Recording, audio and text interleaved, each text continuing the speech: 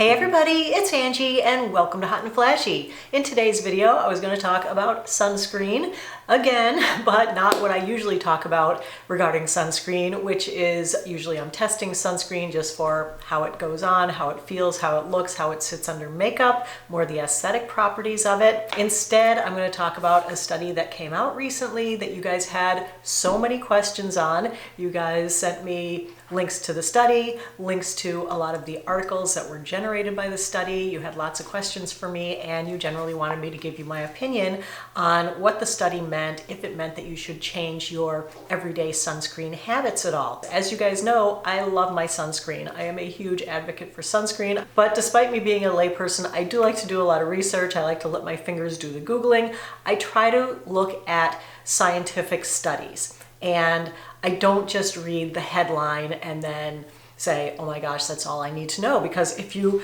read just the headlines that came out of this study, let me put a couple of them up on the screen here, they are really scary. So let me first say that I think that the leap from this study to the headlines is a pretty big one. But I think these kind of headlines do all of us users of sunscreen a real disservice because instead of helping us to understand what was in the study, all it does is to elicit a fear response. And I think there's so much fear mongering and so much clickbaiting going on these days. So anyway, I'm hoping that today, by looking at this a little bit more carefully, that I can help you understand what's in here and that I can help you to be less afraid and to make an educated decision for yourself about what kind of sunscreen you want to use. Because at the end of the day, I still think that sunscreen is our best bet and our best vehicle for protecting ourselves from the sun's rays. It is an imperfect tool, but it's what we have. It's evolving.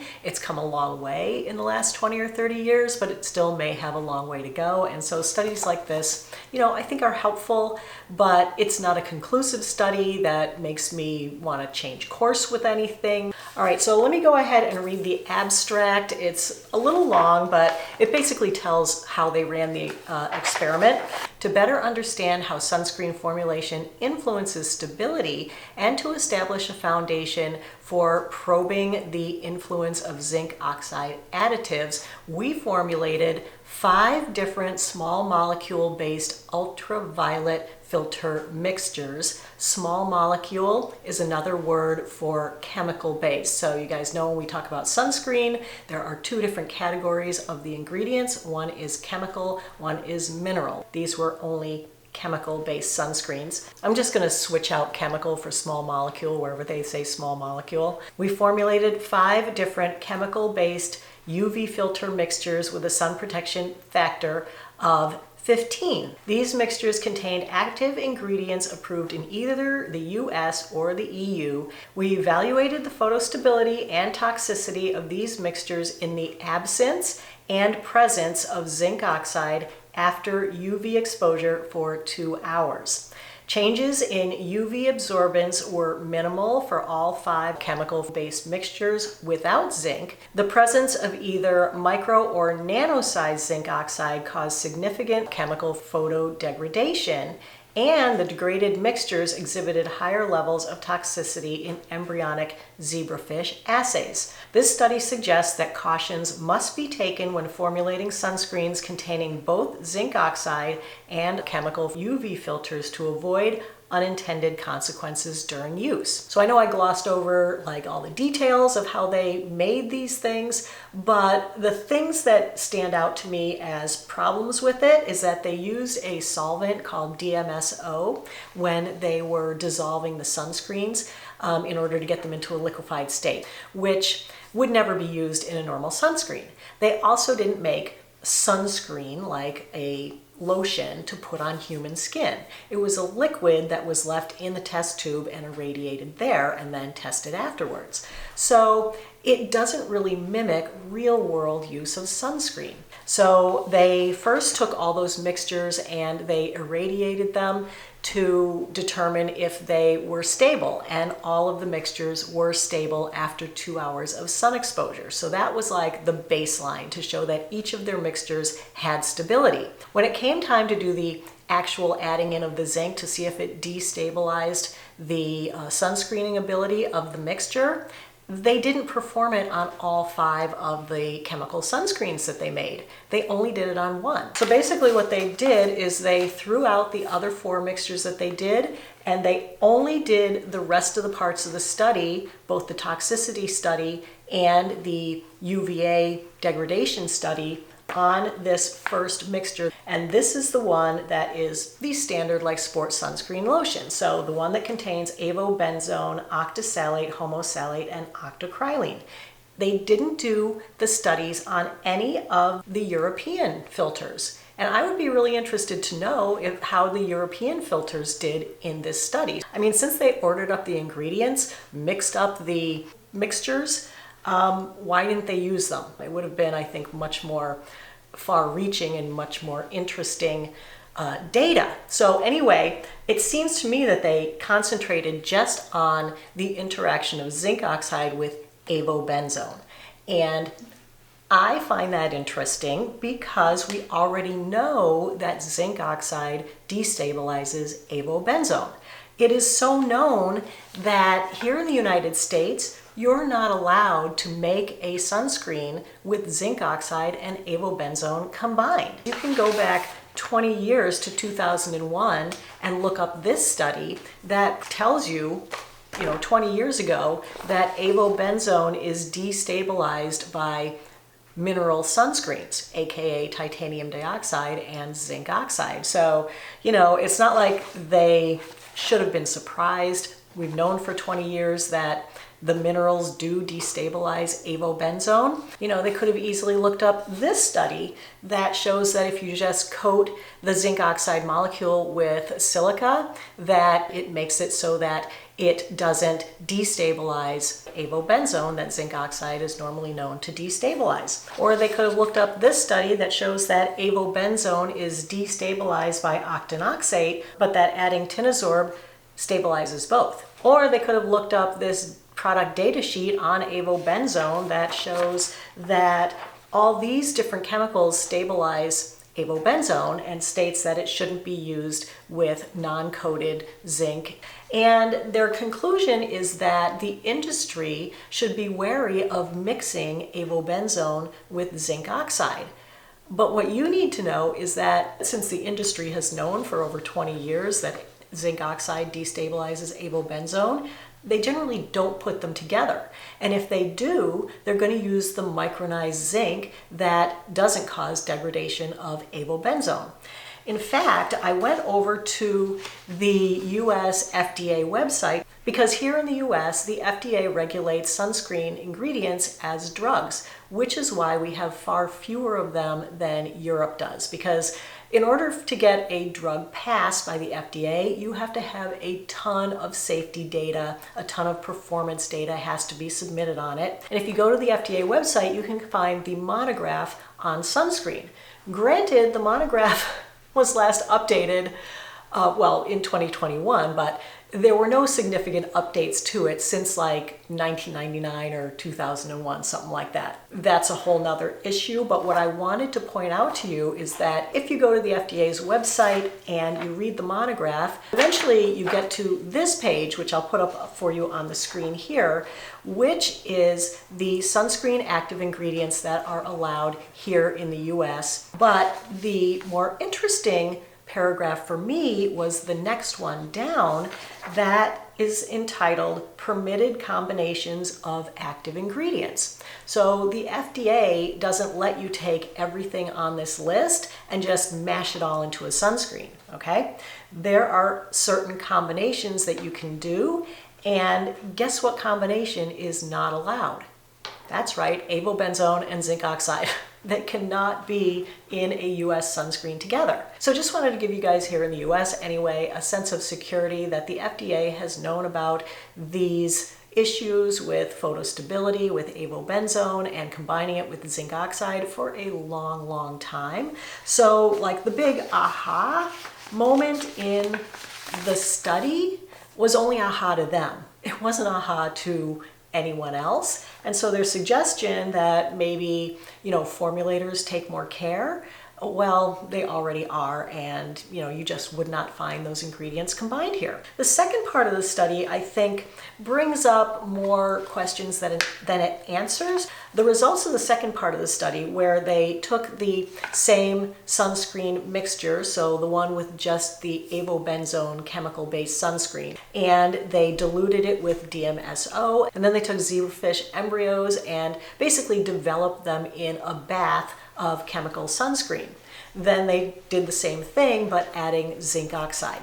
So they actually show 4 different charts here, which I'll put up on the screen.